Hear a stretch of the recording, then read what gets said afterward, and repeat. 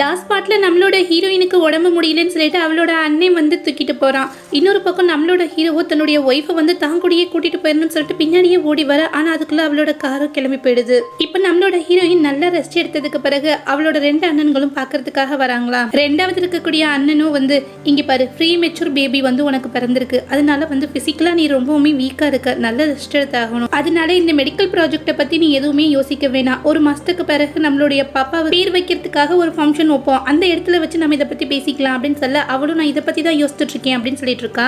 ஆமா, மூத்த அண்ணி என்ன ஆனாரு அப்படின்னு சொல்லி கேட்க, கண்டிப்பா பாப்பாவோட பார்ட்டிக்கு அவர் வந்துருவாரு, அந்த இடத்துல வச்சு ப்ராஜெக்டையும் நம்ம சைன் பண்ணிடலாம் அப்படின்னு சொல்ல அவளும் அதுக்கு ஒத்துக்கிறா. இப்ப கடைசியா இருக்கக்கூடிய அண்ணனும் வந்து இந்த குட்டி பாப்பா கிட்ட, இங்க பாரு பாப்பா, உன்னுடைய அப்பா வந்து ரொம்ப பேட், அதனால வந்து நீ மாமா கூட இருந்துரு சரியா அப்படின்னு சொல்லிட்டு இருக்க.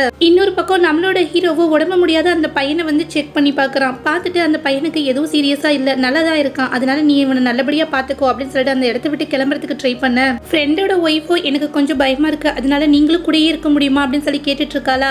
ஆனா அவனும் இல்ல, எனக்கு கொஞ்சம் வேலை இருக்கு அப்படின்னு சொல்லிட்டு திரும்பி பார்க்காம போயிடுறான். அவ பெத்து வச்சிருக்கக்கூடிய அந்த பையனும் என்னாச்சுமா, நான் உடம்பு முடியலன்னு சொல்லிட்டு டேடி போயிட்டாரே அப்படின்னு சொல்லி கேட்க, அவ்வளோ மனசுக்குள்ள நிச்சயமா அவனை நான் தனியா விட மாட்டேன், இப்பவும் அவன் என்ன சுத்தி தான் இருக்கணும் அப்படின்னு சொல்லிட்டு ஒரு மாத்திரையை எடுத்து தன் பையன் கிட்ட கொடுக்குறா. இந்த இதை சீக்கிரமா சாப்பிடு அப்படின்னு சொல்ல அந்த பையனும் தன்னுடைய அம்மாவை பார்த்துட்டு அந்த மாத்திரையை இப்ப சாப்பிட்டுறான். இன்னொரு பக்கம் நம்மளோட ஹீரோயினை நினைச்சு ரொம்பவுமே ஃபீல் பண்ணிட்டு இருக்கான். அந்த இடத்துல ஹீரோவும் ஹீரோயினும் எடுத்து ஒரு போட்டோ இருக்குமா, அதை எடுத்து பார்த்துட்டு இருக்க. இப்ப பழைய ஞாபகங்கள் எல்லாமே வந்துருது. லவ் பண்ணும்போது அவளை மீட் பண்ணது, அப்ப அவங்களுக்குள்ள நடந்த ரொமான்ஸ் எல்லாமே நினைச்சு பார்த்துட்டு இருக்க. இப்ப அவன் முன்னாடி நம்மளோட ஹீரோயின் வந்து நிக்கிற மாதிரி தோணிட்டு இருக்கு. அவளும் நேரா நம்ம ஹீரோ கிட்ட வந்து அவனோட ஸ்பெக்ஸை கலட்டி வச்சுட்டு அவனோட கண்ணத்தை பிடிச்சு, உங்களுக்கு ரொம்ப வேலை இருக்கு அப்படின்றது எனக்கு நல்லாவே தெரியுது, ஆனா கொஞ்சம் நேரம் ரெஸ்ட் எடுக்கலாம் இல்லையா அப்படின்னு சொல்லி கேட்டுட்டு இருக்கு. அவனும் தன்னுடைய ஒய்ஃபோட கையில இப்ப சாஞ்ச ஆறுதல் ஆயிட்டு இருக்கான். கொஞ்ச நேரத்திலேயே அவ அந்த இடத்த விட்டு மறைஞ்சிட. அவளோட அந்த நினைவுகளோட தன் குழந்தைக்காக ஒரு பிரசன்ட் வாங்கியிருப்பான் இல்லையா, அதை எடுத்து கையில வச்சுட்டு சீக்கிரமாவே உன்னையும் அம்மாவையும் நான் என் கூட கூட்டிட்டு வந்துருவேன் அப்படின்னு சொல்லி பேசிட்டு இருக்கான். இப்ப மறுபடியும் அந்த பையனுக்கு உடம்பு முடியலன்னு சொல்லிட்டு ஃப்ரெண்டோட ஒய்ஃப் வராளா. செக் பண்ணி பார்த்தா அவனுக்கு இப்ப நல்ல ஃபீவர் அடிக்குது.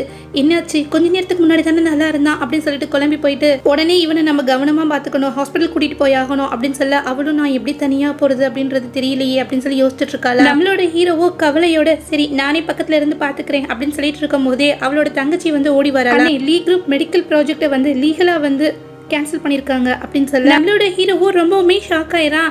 அவளோ வந்து எனக்கு தெரியும், கடைசி பையன் இருக்கா இல்லையா, அவன் தான் இந்த மாதிரியான வேலையெல்லாம் பார்த்துருக்கணும் அப்படின்னு சொல்லிட்டு இருக்கும் போதே தன் ஃபோனை எடுத்து அந்த கடைசி பிரதருக்கு ஃபோன் பண்ண, அவனும் வந்து இவனோட நம்பரையே பிளாக்ல போட்டு வச்சிருப்பானா. எனக்கே நல்லாவே தெரியும்னா எல்லாமே அவனோட வேலையா தான் இருக்கும் அப்படின்னு சொல்லிட்டு இருக்க. நம்மளோட ஹீரோவோ இந்த மெடிக்கல் ப்ராஜெக்டுக்காக நானுமே ரொம்ப ஹார்ட் ஒர்க் பண்ணியிருக்கேன், அது மட்டும் இல்லாம என்னுடைய பாதி ஷேரை வந்து இதுல வந்து நான் இன்வெஸ்ட் பண்ணியிருக்கேன், அதனால அதுல எனக்கும் பங்கு இருக்கு அப்படின்னு சொல்ல அவனோட தங்கச்சியும் ஃப்ரெண்டோட ஒய்ஃபும் ஷாக்கிங்கா அவனை பார்த்துட்டு இருக்காங்களா. அடுத்ததா அவன் தன்னுடைய பொண்ணோட பேர் வைக்கிற ஃபங்க்ஷனுக்கு நிறைய கிஃப்டோட கிளம்புறதுக்கு ரெடி ஆயிட்டான். ஃப்ரெண்டோட ஒய்ஃபும் கூட வரா. அவ வரது இல்லாம அவ பெத்து வச்சிருக்கக்கூடிய பையனையும் கூட்டிட்டு வரதுக்காக வந்து ஹீரோ முன்னாடி நிக்க வைக்க அவனும் டேடி நானும் வரேன் அப்படின்னு சொல்லிட்டு இருக்கான்.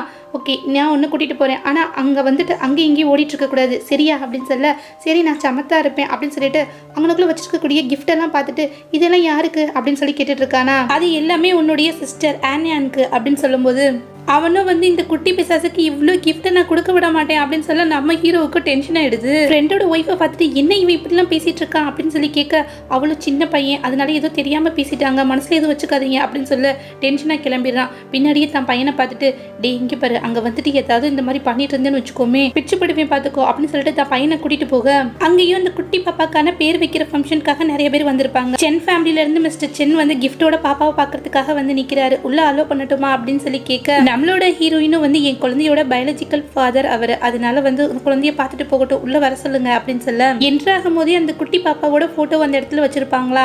அதை பார்த்துட்டு ஃப்ரெண்டோட ஒய்ஃபோ, எதுக்காகங்க வேற ஒருத்தவங்க வீட்டில் வந்து இந்த பார்ட்டியை வந்து அரேஞ்ச் பண்ணியிருக்காங்க, ஒருவேளை வந்து இந்த கடைசியா இருக்கக்கூடிய அண்ணன் உங்க ஒய்ஃப்க்கு வேற ஒரு கல்யாணம் பண்ணி வைக்கிறதுக்கு எதுவும் ட்ரை பண்றாரோ அப்படின்னு சொல்ல நம்மளோட ஹீரோவுக்கு கோவம் வந்துருது. வேகமா நம்மளோட ஹீரோயின் கிட்ட வந்துட்டு, அப்பா நான் இருக்கேன்ல, என்கிட்ட வந்து என்னோட வீட்டில் வச்சிருந்துருக்கலாம் அந்த ஃபங்க்ஷனை, எதுக்காக இந்த மாதிரி வேற ஒரு இடத்துல வச்சிருக்கீங்க அப்படின்னு சொல்லி கேட்டுட்டு இருக்க.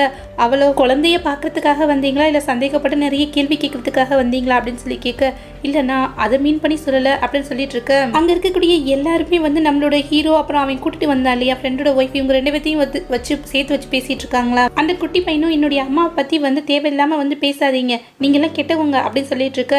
இப்போ நம்ம ஹீரோயினோட குட்டி பாப்பா இருக்கா இல்லையா, அவளை வந்து வேலைக்காரிட்ட கொடுத்து உள்ளுக்குள்ள கூட்டிட்டு போக சேருவாங்க. இந்த பையன் என்ன பண்ணுவான்னா பின்னாடியே போய் ஒரு கிரேப்ஸ் எடுத்து அந்த குழந்தையோட வாயில திணிச்சு விட்டுருவான். இப்போ வேலைக்கார பொண்ணு பால் பவுடர் கலக்கிறதுக்காக உள்ளுக்குள்ள போயிருப்பாளா, வெளியில வந்து பார்த்துட்டு குழந்தை மூச்சு விட முடியாம சிரமப்படுறத பார்த்துட்டு கத்த ஆரம்பிச்சிருவா. குழந்தைனால மூச்சு விட முடியல, யாராவது காப்பாத்துங்க அப்படின்னு சொல்லி கத்த நம்மளோட ஹீரோயினும் வந்து தன்னுடைய பொண்ணை வாங்கி பார்த்துட்டு கத்திட்டு இருக்கா.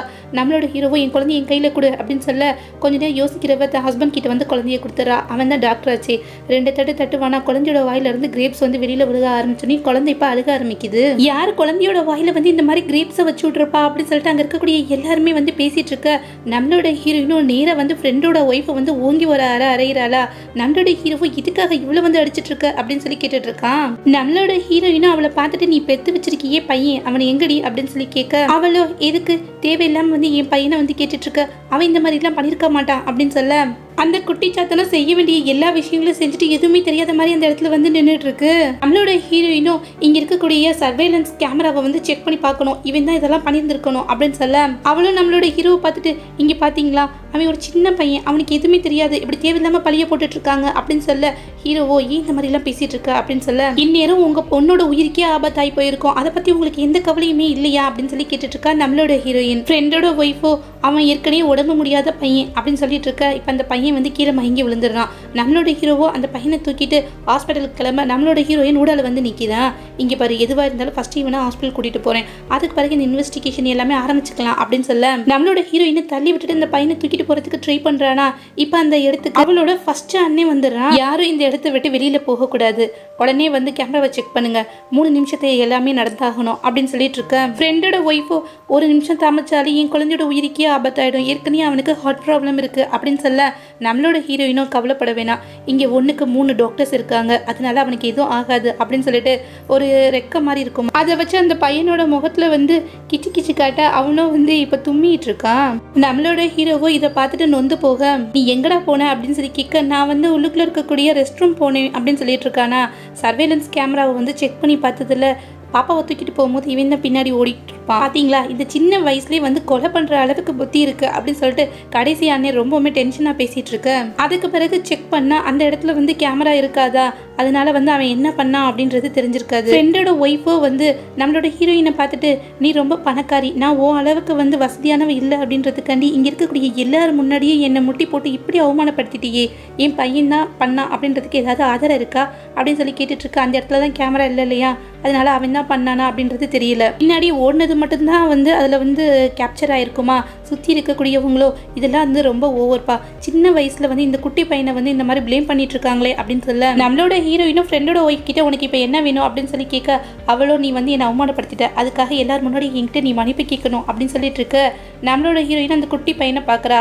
அவனும் நம்மளோட ஹீரோவோட கையை பிடிச்சிட்டு இருப்பானா. அந்த கிரேப்ஸை வந்து அந்த பையன் கையில் எடுத்திருப்பான் இல்லையா, அதனால அதோட அந்த ஜூஸ் ஃபுல்லாமே அவனோட கையில் இருக்கும். அதை பார்த்துட்டு நம்ம ஹீரோ கிட்ட அங்கே பாருங்க அவனோட கையை செக் பண்ணுங்க அப்படின்னு சொல்ல நம்ம ஹீரோவோ அதை பார்த்துட்டு ஷாக் ஆயிடான். அந்த பையன் கிட்ட இங்கே பாரு என்ன நடந்துச்சு உண்மையை அப்பா கிட்ட சொல்லு அப்படின்னு சொல்ல அந்த குட்டி பையனும் பாப்பா அழுதுட்டு இருந்துச்சு, அதனால நான் தான் கிரேப்ஸ் எடுத்து கொடுத்தேன், ஆனால் வந்து எனக்கு இந்த மாதிரி கொடுக்கணும்னு எனக்கு தெரியாது அப்படின்னு சொல்ல அவ்வளோதான் நம்மளோட ஹீரோயினுக்கு கோபம் தலைக்கு ஏறிடுது. போலீஸ் ஸ்டேஷனுக்கு கூட்டிட்டு போங்க இவங்க 2 பேத்தையும் அப்படின்னு சொல்லிட்டு கத்த. ஃப்ரெண்டோட ஒய்ஃபோ வந்து நம்ம ஹீரோவை பார்த்துட்டு இங்கே பார்த்தீங்களா என் பையனுக்கு 3 வயசு தான் ஆகுது, அந்த குட்டி பாப்பாக்கு கொடுக்கணும் அப்படின்றது அவனுக்கு தெரிஞ்சிருக்காது, தயவு செஞ்சு எங்களை காப்பாத்துங்க, அது மட்டும் இல்லாமல் என்னுடைய ஹஸ்பண்டுக்கு நீங்கள் ப்ராமிஸ் பண்ணியிருக்கீங்க எந்த விதத்துலையும் எங்களை வந்து கஷ்டப்பட விட மாட்டேன்னு சொல்லிட்டு அப்படின்னு சொல்லி அழுதுட்டு இருக்கான். நம்மளோட ஹீரோவோ வந்து ஃபர்ஸ்ட் இருக்கக்கூடிய அண்ணனை பார்த்துட்டு இவங்க 2 பேர்த்தையுமே நீங்கள் விட்டுருங்க, அந்த மெடிக்கல் ப்ராஜெக்டே எனக்கு வேண்டாம், நான் வந்து இதில் ஷேர் பண்ணியிருக்கேன், அது எல்லாத்தையுமே உங்களுக்கே கூட நான் மாற்றி கொடுத்துட்றேன், அதனால் இவங்க 2 பேர்த்தையும் விட்டுருங்க அப்படின்னு சொல்ல நம்மளோட ஹீரோயினுக்கு திக்கிட்டு ரொம்ப ஷாக் ஆகிடுது. அடப்பாவி உன்னோட குழந்தை வந்து சாகிறதுக்காக போயிட்டு அதை பற்றின கவலையே உனக்கு இல்லையா அப்படின்னு சொல்லி மனசுக்குள்ளேயே அழுதுட்டு நம்மளோட ஹீரோயினும் சரி நான் இங்கே நடந்த எல்லா விஷயத்தையும் மறந்துடுறேன், அதுக்கு பதிலாக 2 கண்டிஷன் இருக்குது, நீ அதை கண்டிப்பாக அதை ஏற்றுக்கணும் அப்படின்னு சொல்ல நம்மளோட ஹீரோவோ என்னது அப்படின்னு சொல்லி கேட்டுட்ருக்கான்.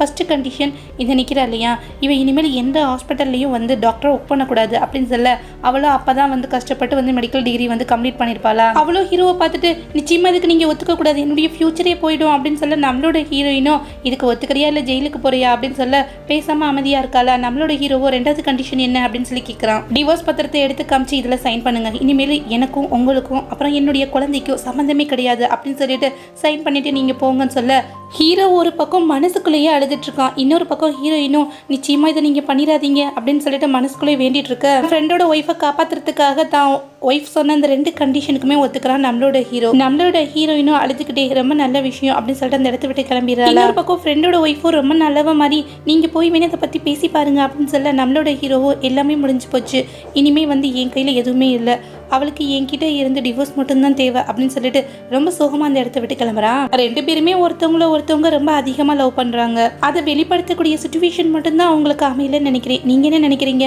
அடுத்து என்ன நடந்தது அப்படின்றத நெக்ஸ்ட் பார்ட்ல பார்க்கலாம். தேங்க்யூ.